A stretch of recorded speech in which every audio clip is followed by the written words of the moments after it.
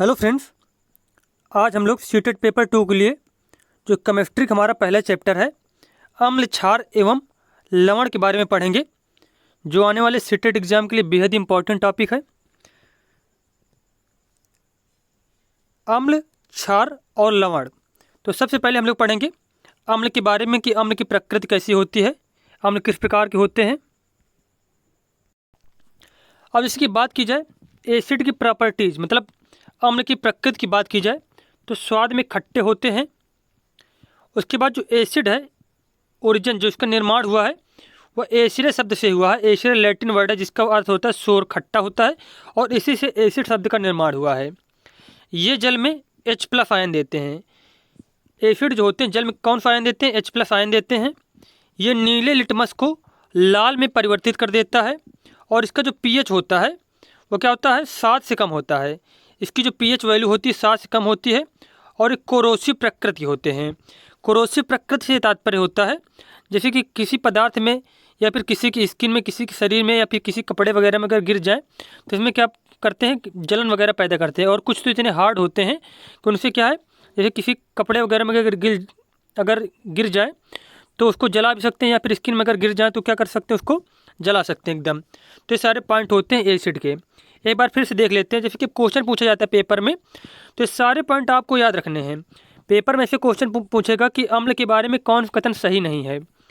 तो स्वाद में खट्टे होते हैं, इसका निर्माण हुआ है एसिड शब्द से जो लैटिन वर्ड है। ये जल में H+ आयन देते हैं। ये नीले लिटमस को लाल में परिवर्तित कर देते हैं। इसका pH 7 से कम होता है, और एक कोरोसिव प्रकृति के होते हैं। अब जैसे कि बताया गया है जिनमें एसिड प्रेजेंट होता है, मतलब यहाँ पे बताया गया सब्सटेंट, यहाँ पे बताया गया है नेचुरल एसिड। जैसे कि सिरका में पाया जाता है एसिटिक एसिड। कौन सा एसिड? सिरका में एसिटिक एसिड पाया जाता है। सिट्रस फूड, खट्टे फलों में पाया जाता है सिट्रिक एसिड। उसके बाद तमरिंद में पाया जाता है टार्ट्रिक एसिड। तमरिंद अर्थात इमली में पाया जाता है टार्ट्रिक एसिड। उसके बाद कर्ड, दही में पाया जाता है लैक्टिक एसिड। टोमेटो में पाया जाता है ऑक्जेलिक एसिड। उसके बाद आंट स्टिंग में फार्मिक एसिड, मतलब जो डंक वाले जंतु होते हैं, जैसे कि जो चींटी होती है और जो क्या होता है बिच्छू वगैरह जो होता है जिनमें से डंक होते हैं, तो उनमें क्या पाया जाता है? फार्मिक एसिड पाया जाता है।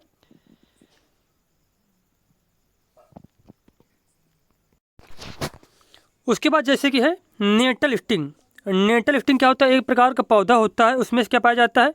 मेथनोइक एसिड पाया जाता है। क्या पाया जाता है? मेथनोइक एसिड पाया जाता है। फिर से एक बार देख लेते हैं, जैसे कि सिरका में पाया जाता है एसिटिक एसिड। सिट्रस फूड में, खट्टे फलों में पाया जाता है सिट्रिक एसिड। उसके बाद तमरिंद, इमली वगैरह में पाया जाता है टार्ट्रिक एसिड। खट्टे दूध में और दही में पाया जाता है लैक्टिक एसिड। टोमेटो में पाया जाता है ऑक्जेलिक एसिड। आंट स्टिंग में पाया जाता है फॉर्मिक एसिड, और नेटल स्टिंग में पाया जाता है मेथनोइक एसिड। उसके बाद जैसे कि स्ट्रॉन्ग एसिड कुछ दिए गए हैं। स्ट्रॉन्ग एसिड कौन कौन से होते हैं? जैसे कि HCl, हाइड्रोक्लोरिक एसिड, HNO3 जिसको नाइट्रिक एसिड कहते हैं, और H2SO4 सल्फ्यूरिक एसिड। तो इन सब को कहा जाता है स्ट्रॉन्ग एसिड। किसको? HCl को, HNO3 को और H2SO4 को। इनका फार्मूला भी याद रखना है। उसके बाद अब बात की जाए क्षार की प्रॉपर्टी के बारे में। किसके बारे में? क्षार की जो है प्रॉपर्टी की अगर बात की जाए तो इनका जो pH होता है वो क्या होता है? 7 से ज़्यादा होता है। इनका pH जो होता है, pH वैल्यू जो होती है 7 से ज़्यादा होती है। और OH- आयन देते हैं। लाल लिटमस को नीले लिटमस में परिवर्तित कर देते हैं, और साबुन के जैसे फील होते हैं, मतलब झाग जैसे इनमें से निकलता है। और स्वाद में कैसे होते हैं? कड़वे होते हैं। स्वाद में कड़वे होते हैं। उसके बाद फिर से हम लोग एक बार देख लेते हैं, जैसे कि जो क्षार होते हैं, क्षार की प्रकृति होती है, इनकी जो pH वैल्यू होती है 7 से ज़्यादा होती है। OH- आयन देते हैं। लाल लिटमस को नीले में परिवर्तित कर देते हैं, साबुन के जैसे फील कराते हैं। उसके बाद स्वाद में कड़वे होते हैं। अब इधर बेस दिया गया, इधर दिया गया फाउंडेन, मतलब कहाँ पे क्षार जो है पाए जाते हैं। अब जैसे कि यहाँ पे बताया गया बेस फाउंडेन, जैसे कैल्शियम हाइड्रोक्साइड है, लाइम वाटर में पाया जाएगा। सोडियम हाइड्रोक्साइड सोप वगैरह में पाया जाएगा। उसके बाद मैग्नीशियम हाइड्रोक्साइड जो है मिल्क ऑफ मैग्नीशियम में पाया जाएगा। अब जैसे कि यहाँ पे बताया गया, इधर वीक बेस दिए गए हैं, इधर स्ट्रांग बेस दिए गए हैं। जैसे कि वीक बेस के अंतर्गत कौन कौन से आएगा? Calcium hydroxide CaOH2, ammonium hydroxide NH4OH2, sodium carbonate Na2CO3 और मैग्नीशियम ऑक्साइड MgOH2। और स्ट्रांग बेस के अंतर्गत कौन कौन से आएंगे? जैसे कि पोटेशियम हाइड्रोक्साइड KOH और सोडियम हाइड्रोक्साइड NaOH। उसके बाद फिर से हम लोग एक बार देख लेते हैं यहाँ पे, जैसे कि वीक बेस और स्ट्रांग बेस कौन कौन से हैं। तो वीक बेस के अंतर्गत आएगा कैल्शियम हाइड्रोक्साइड, जिसका फार्मूला होता है CaOH2, ammonium hydroxide NH4OH2, sodium carbonate Na2CO3, magnesium hydroxide MgOH2। उसके बाद स्ट्रांग बेस कौन कौन से? पोटेशियम हाइड्रोक्साइड KOH होता है इसका फार्मूला, और सोडियम हाइड्रोक्साइड इसका फार्मूला होता है NaOH। और सूचक जो होते हैं, सूचक के बारे में बात किया जाए तो यूज करके पता लगाया जाता है कि कौन सा पदार्थ अम्ल है तथा कौन से क्षार हैं। किसी चीज़ को जब पता किया जाता है कि कौन से क्या है, अम्ल है और कौन से क्षार है, जिसके द्वारा पता किया जाता है, उसे कहते हैं सूचक। अब बात की जाए यहाँ पे इंडिकेटर्स को 3 भागों में वर्गीकृत किया गया है। जो सूचक होते हैं उनको 3 भागों में वर्गीकृत किया गया है, जैसे कि प्राकृतिक सूचक, कृत्रिम सूचक और घृणक सूचक। अब प्राकृतिक सूचक के अंतर्गत जैसे कि लिटमस हो गया, गुड़हल हो गया और हल्दी हो गया, ये होते हैं प्राकृतिक सूचक। और कृत्रिम सूचक के अंतर्गत फिनाप्थेलीन और मिथाइल ऑरेंज आता है। कौन कौन से? फिनाप्थेलीन और मिथाइल ऑरेंज। उसके बाद बात की जाए यहाँ पे घृणक सूचक के अंतर्गत, तो प्याज और वनीला आता है घृणक सूचक के अंतर्गत। एक बार फिर से हम लोग देखते हैं, जैसे कि प्राकृतिक सूचक, कृत्रिम सूचक और घृणक सूचक, 3 प्रकार के सूचक बताए गए हैं।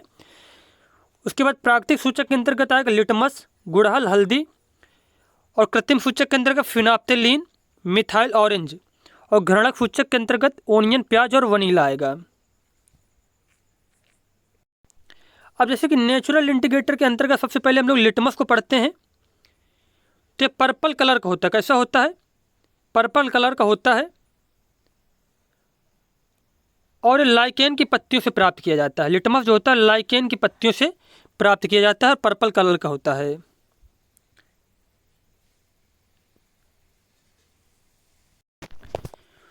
तो ये आप लोगों ने नोट कर लिया, लाइकेन की पत्तियों से प्राप्त किया जाता है और कलर कैसा होता है? पर्पल कलर का होता है शुद्ध जल में। इनडिस्टिलाइड वाटर का मतलब है शुद्ध जल में कैसा होता है? पर्पल कलर का होता है।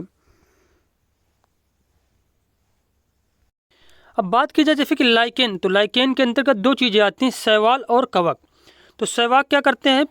जो शैवाल होते हैं वो प्रकाश संश्लेषण के द्वारा भोजन बनाते हैं, तो भोजन प्रदान करते हैं कवक को।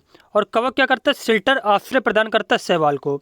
और इन दोनों के जो संबंध होते हैं इसको कहते हैं सहजीवी। सहजीवी संबंध। सहजीवी मतलब ये होता है कि जो एक दूसरे से लाभ प्राप्त करते हैं। अब बात की जाए लिटमस की, तो एसिड को क्या करते हैं? लाल में बदल देते हैं, और क्षार को क्या करते हैं? ये नीले में बदल देते हैं। लाल में बदल देते हैं और नीले में बदल देते हैं। और जैसे कि यहाँ पे बताया गया, यहाँ पे कोई लिटमस विलियन डाला गया, अगर यहाँ पे नींबू की बूंद जो है इसके अंदर डाली जाएगी, तो क्या करेगा वह? जैसे कि नींबू में कोई अम्ल होता है तो उसका कलर क्या कर देगा? लाल कर देगा। क्या कर देगा? लाल कर देगा। और जब कोई क्षार डाला जाएगा तो उसको क्या कर देगा? रेड कर देगा। तो ये पॉइंट आपको याद रखने को, जो लिटमस होता है वो एसिड को क्या कर देता है? लाल में बदल देता है और क्षार को नीले में बदल देता है। उसके बाद जो लिटमस के रूप बताया गया यहाँ पे, जैसे कि लिटमस है विलयन के रूप में प्राप्त होता है और कागज पट्टिका के रूप में प्राप्त किया जाता है। किसके रूप में? विलयन के रूप में और कागज पट्टिका के रूप में। अब बात की जाए हल्दी की, तो हल्दी का जो कलर होता है येलो कलर का होता है। अब जैसे कि हल्दी जो होती है, हल्दी, तो हल्दी क्या करती है? एसिड अम्ल में कोई परिवर्तन नहीं होता, no change in colour. Yellow का येलो रहता है जब अम्ल से अपक्रिया कराई जाती है, और अगर क्षार से अपक्रिया कराई जाती है तो क्या कर देते हैं? क्षार को रेड कलर कर देते हैं। हल्दी क्या करती है? क्षार को रेड कलर में परिवर्तित कर देती है। उसके बाद अगला पॉइंट है गुड़हल के बारे में। तो गुड़हल क्या करता है? पिंक कलर का होता है गुड़हल। तो एसिड जो होते हैं उसको क्या कर देता है? मैजेंटा, तो मतलब गहरा जो है गुलाबी में चेंज कर देता है, और बेसिक क्षार को क्या करता है? ग्रीन कन्वर्ट कर देता है, क्षार को क्या करता है, ग्रीन में चेंज कर देता है। उसके बाद बात की जाए सिंथेटिक इंडिकेटर, जिनको कृत्रिम इंडिकेटर, कृत्रिम सूचक कहते हैं। कृत्रिम सूचक,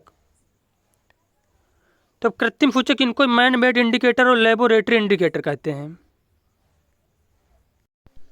अब ये क्या करते हैं, जैसे कि फिनोप्थिलीन जो होता है वो क्या होता है, कलरलेस होता है, और जो अम्ल होते हैं उनको क्या करते हैं, उनमें कोई परिवर्तन नहीं आता, कलरलेस ही रहते हैं, और क्षार को पिंक कलर में परिवर्तित करता है।